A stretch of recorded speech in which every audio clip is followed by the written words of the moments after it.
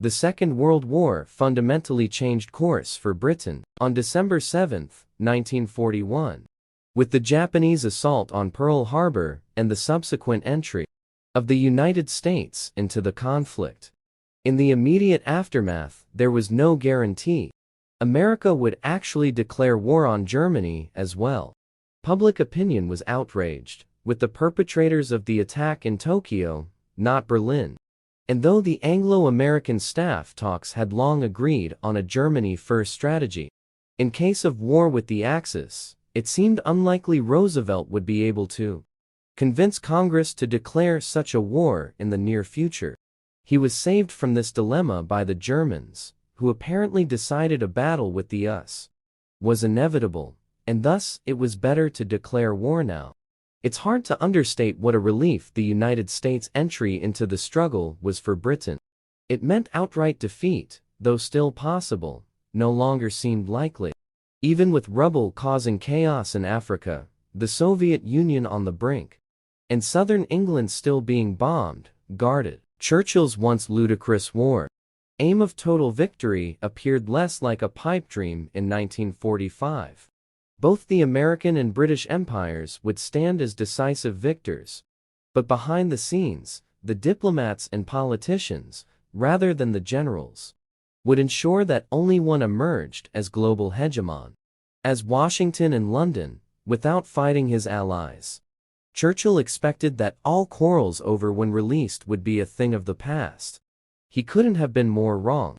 Since the final master agreement was still to be signed, U.S. diplomats remained relentless in their pursuit of a firm commitment on the abolition of imperial preference, the modest tariff war that protected the empire from outside competition. This was reiterated in Article 7, which demanded an explicit agreement to end trade discrimination. Churchill and the cabinet protested vigorously at such an intervention in the empire's internal affairs. Reluctantly, the State Department came up with a compromise where London was assured that, for now, Article 7 did not imply specific commitments about imperial preference. With these promises in mind, on February 23, 1942, the Mutual Aid Agreement was signed.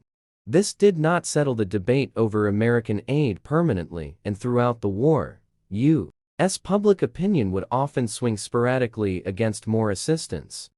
Whenever there was talk about British perfidy, worried by rumors that London was using Lend-Lease goods to undercut U.S. manufacturers in Latin American markets, Hopkins proposed that British exports be limited to historical specialties like whiskey and Harris Tweed. The British economist sent over to negotiate, John Maynard Keynes, sarcastically suggested they might consider adding haggis. The U.S. Treasury especially was keen to ensure the aid provided was the minimum amount needed for Britain to prosecute the war without rebuilding its strength or power. Morgenthau hoped to restrict Lend-Lease to just the narrowly defined list of war materials, with the British reverting back to paying cash for goods such as sugar, fish, and paper. This would ensure London's golden dollar reserves were kept permanently low and Britain permanently weak. Whitehall was saved from this predicament by Cordell Hull, who viewed Britain as a key part of his future plan for a United Nations, which required her to be strong enough to undertake some independent action. Hull allowed knowledge of the Treasury's aims to become public, which led once again to Churchill protesting vigorously for the sake of the alliance. Roosevelt quashed Morgenthau's agenda. Even American diplomats such as Dean Acheson were annoyed by the Treasury's activities, which, in his view, envisaged a victory where both enemies and allies were prostrate. Enemies by military action, allies by bankruptcy.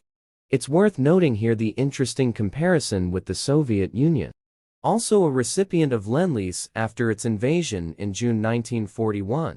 Roosevelt authorized an enormous order of material and $1 billion worth of credit. In return, the U.S. demanded nothing. The reality is, this was not a matter of ideology. Roosevelt literally could offer the United States, other than resisting Germany in the short term.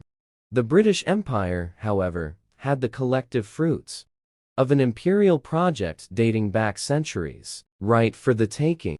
The framing of this as a wholesale American plunderer of Britain in her time of need, however, is not remotely accurate and can go too far.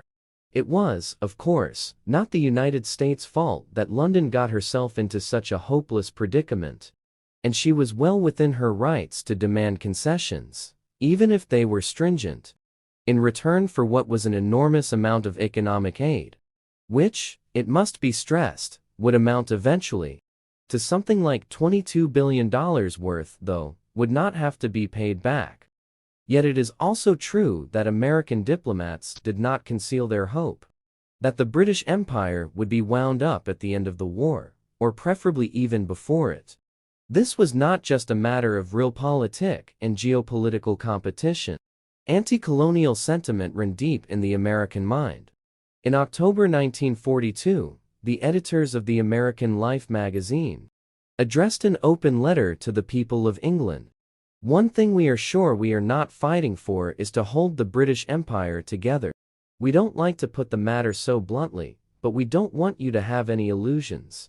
If your strategists are planning a war to hold the British Empire together, they will sooner or later find themselves strategizing alone.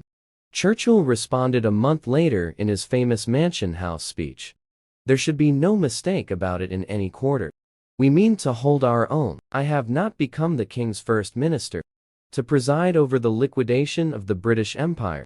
The degree to which British and American diplomats talked past each other over the issue was almost farcical.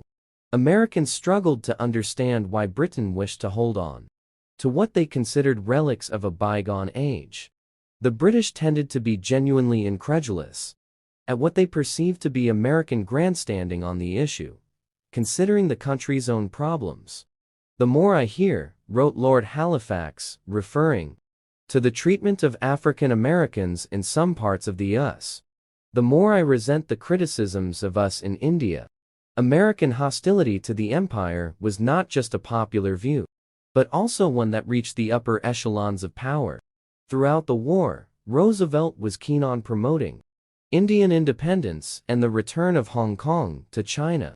"I do not want to be unkind or rude to the British," said Roosevelt to the colonial secretary, Oliver Stanley, in 1945, but in 1841, "when you acquired Hong Kong, you did not acquire it by purchase." The bottom line was that Britain in 1941 was an imperial nation, and breaking that spirit was not easily done. "Our history and geography demand," said Edu, "that we should remain a world power with worldwide interests." The following years, however, made this far from certain. The first months of the Anglo-American alliance were ones of unmitigated disaster.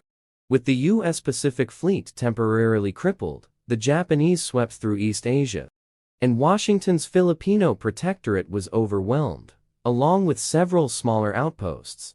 These were large blows to the US's Far Eastern Imperium, but hardly disastrous to its prospects in the long term. For the British, the matter was very different. The fall of Hong Kong was followed by the collapse of a string of British possessions. Most disastrously of all, Singapore, described as London's Gibraltar of the East. The defeat shattered myths of British invincibility and, most importantly, the Singapore strategy that tied Britain to the defense of the Pacific, leaving Britain desperately short of men, ships, and supplies. The impact was seismic.